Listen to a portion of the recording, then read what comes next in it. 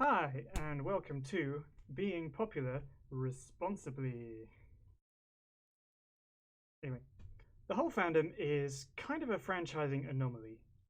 You'd think a community with a very finite pool of mainstream media content would have difficulty remaining cohesive and evolving, but I'm not sure anyone estimates the sheer creativity of furries. Aside from steampunk, furry is one of the few places someone can be an entirely original creation and not be scoffed at, or they shouldn't be scoffed at.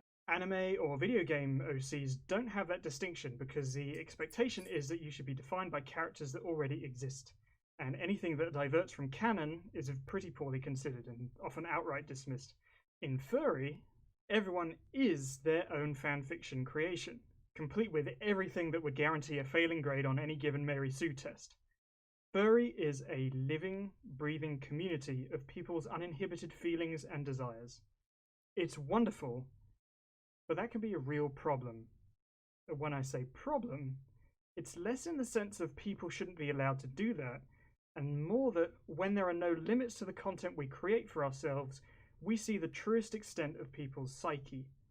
As anyone who's looked through any comment section knows, the internet is a scary place and can get even scarier when you have a giant glittery wolf face grinning seductively back at you from the other side of the screen. So when you have a fandom that essentially creates its own characters, when one starts to become more well-known and popular than the others, they start to don the mantle of popufur, whether they want it or not. They become their own product to sell to the community. Thanks to ad revenue, Patreon, coffee, and such, that's totally a thing you can do now. Whether it's advice, goofing around, games, making ridiculously offensive remarks under the guise of comedy, commentary on current events in or out of fandom, or just a furry twist on anything that hasn't been ruined enough yet, you can do that thing. Now, any celebrity, YouTuber or not, should know the double-edged sword of popularity. Your mere presence can become hugely polarizing, and the more you do, the more intense the polarization can become. Sticking to the thing you're good or comfortable at is usually a safe bet, but there's always a push to get more views, commissions, subscriptions, and money by extension. From my point of view, personally, I consider every tweet I make to be some kind of investment into selling my books. You have to start thinking that way when your social media becomes your major marketing tool, even more so when it's actually a direct source of income. Now, if you came here through my channel, you might have seen my modern YouTube popufur parody video that lambasts some of the poor behaviors that get highlighted. Because I'm anxious, I want to stress the point that I believe popufur is a state of mind or a particular subset of behaviors, the idea that popularity is the end goal over success of a creative content or strength of character. YouTubers and fursuiters are not automatically popufurs. Any community member or creator could easily fall into these traps of idolatry, and I almost did when I was trying to become a popular cosplayer. If you're conscientious, kind, and actually boost the community that supports you instead of seeing yourself as above or removed from it, and don't exploit its generosity and excitability, then you're already way out of danger. It's important to remember that fame, success, and virtue are distinct things, and that all of these terms have very different interpretations depending on your perspective. A fandom with a community network that's intrinsic to its own sustainability falls down when populism doesn't reciprocate. Finding a degree of success in a community can be an incredible rush. For my part, it's meant the world to meet so many amazing people, all of whom have been immensely supportive. I won't ever scorn that. But you have to be realistic. One viral event alone doesn't make you a success.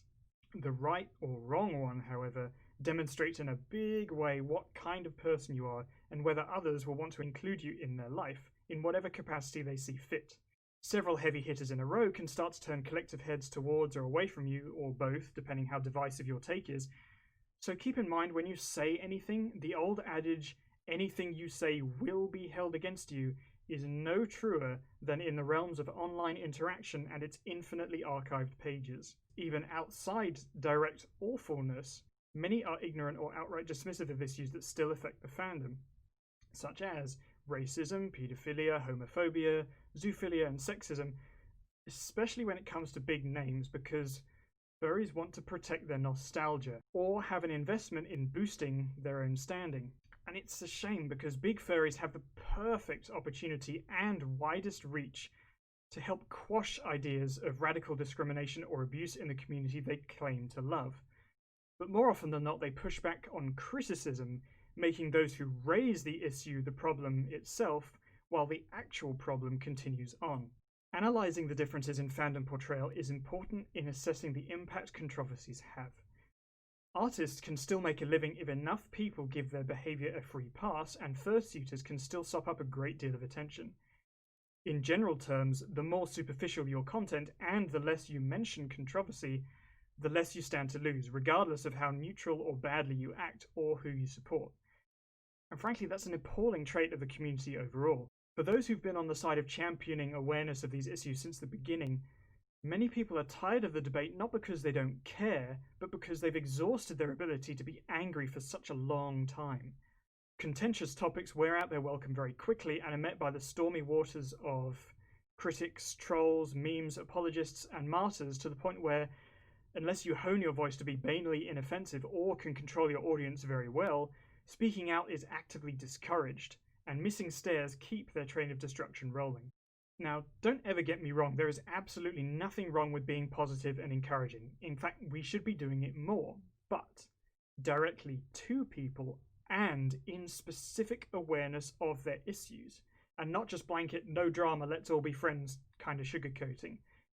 Given that the fandom is to many an escape from boredom, hardships, loneliness, and abuse, it's no surprise that most of what gets shared is art or BAP applications or motivational fursuit photos, because we all need something frivolous to ground us as a reminder of why we need to be here in the first place. But to those who have to constantly fight to be recognized in furry as part of the wider world around them, empty placations are at best just a distraction. POC furries particularly get such little visibility online and at cons because they have to keep raising their voices about these issues. If they don't, nobody will know what they go through, and they literally die. But that doesn't make for popularity among the wider fandom, so actively political furry POC artists and makers rarely get picked as con guests of honor. Furry avatars give us a whole slew of preconceptions based on our own desires for the fandom, and these preconceptions have a big effect on our willingness to interact and grow as a community, and erases the realities of cultural identities underneath. That hurts marginalized furries far, far more when they're forced down or have exposure limited for being too political. The upshot is that automatically, privileged voices with no desire or reason to be outspoken are the ones that get pushed to the forefront because they're not offending anyone. The more successful they get, the less impetus there is to speak out. And this perpetuates another kind of privilege, followers. Because inevitably we rank and evaluate people by their follower counts in one way or another, usually determining the apparent caliber of their opinion or whether they're worth including in your network. So when big furs are dismissive, it encourages others to do the same, whether through appreciation or emulation. And it's exhausting. I've seen hugely popular furries dismiss social arguments or entire people because they're randos with 100 followers, and the first thing I'll say about this is that's going to be a very large portion of your paying fan base. If that's how you're going to regard even one of your followers who has a concern about what you're doing for their clout alone, why should anyone else give merit to your judgment? If you deliberately run over someone with a low follower count when everything else they do ticks the right boxes, you're being destructively ignorant. If you only dedicate your attention to people higher up the food chain just to say you sit on the same rung of the social ladder, you're not part of the community, you're exploiting it. Each of us trying to make a name for ourselves is dependent on furries of all kinds supporting content creators, even if they could be considered rivals, because otherwise it prevents people from distributing what they're given back to the fandom, and it shrinks. If you ever feel that people with low follower counts don't matter, I have news for you. You don't deserve to be popular. New people help the fandom grow, they support you personally, and you tread all over them when you do this. Now, if you want to be professional, or even if you don't, but just want to be an integral part of your peer group, looking ahead is very, very important. Despite what you might think, a crucial part of getting your voice heard and shared is shutting the hell up and listening. You have to know how people feel and what they care about. You have to be sensitive to issues, problems, humor, trends, people, everything. You cannot make a community all about you. And this becomes especially relevant when drama erupts and you're highlighted for making controversial, which usually means bigoted, opinion. Being right because I'm popular is a shitty hill to die on simply because you want to save face.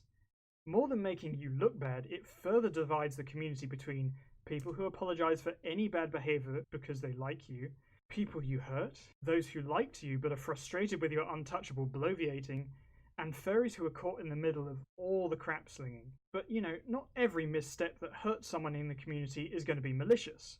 Sometimes it's ignorant or just blithely self-serving. And that comes back to the idea of community exploitation, where if you are doing everything solely for yourself and not taking into account the space around you, that's when you become labeled as inconsiderate.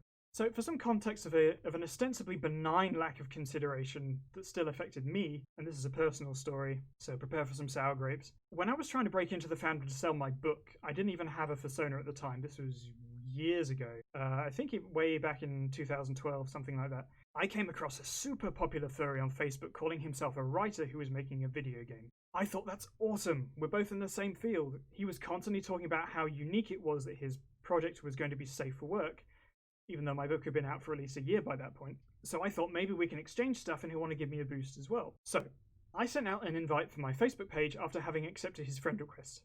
By the time I woke up the next morning, I had not only had no acceptance whatsoever of my invite, but had an invite to his own newly created page, which overnight had already gained over 500 likes, while mine stagnated at near 100. And I had no other acknowledgement of my existence whatsoever, except apparently as a potential consumer of his own product and self. It really sucked. Now I'm older, I understand there are some provisos to this to an extent. You can't be expected to share absolutely everything that comes your way, nor follow everyone who follows you. You don't have an obligation to be quid pro quo in what you share and what people give you. It will be legitimately overwhelming and your authentic voice will be lost. But a balance of support and self-expression is essential to showing who you are. Both of these are going to be your brand. The effect of negligence when you have faith in something isn't to be understated, especially if you're in genuine need of help. That's a really big problem when you're part of a very interconnected and generally insular community, and especially if you're trying to make yourself figurehead for it. Sadly, this attitude isn't a one-time opportunity snub. It happens a lot online, and especially in the cosplay fursuit community. I see people frequently complain about fursuit and artist elitism. More insidiously than this are accounts that deliberately take over people's content to gain clout. If you take something for yourself, with nothing but a credit to the artist as a wet fart of an excuse for accountability, or not even that, you steal everything that deserves to go to the person who originally created that content. There are entire bootleg shirt empires on Facebook set up to do only this, and they are sickeningly effective at it. The furry I was snubbed by didn't take anything directly from me except the concept of owning a Facebook page and my burgeoning confidence in the community at the time. Others have personas stolen, or entire artwork galleries uploaded to custom merchandise sites. The problem with an attitude that perpetuates this in a community that is fundamentally reliant on itself for the creation of its own content is that your platform becomes higher and thinner the further you climb, to a point where getting toppled is remarkably easy, and you discover that what you have to give by yourself is either very little or very bad. If all you have to fall back on is a suit someone else made for you, art someone else draws for you, empty pleasantries, especially partnered with advocation against drama, memes of yourself, or egregiously stolen content, and you give nothing back except the sheer gift that is your very presence because OMG it's insert persona here, your magical shell of saleability starts to look mighty thin. I've always felt that you should be judged by your own merits, both with the content you create yourself in earnest and the way you treat others. Mara Wilson, for example, is great at calling out people who steal others' tweets, and she's fortunate enough to be in a position where she could choose not to care entirely.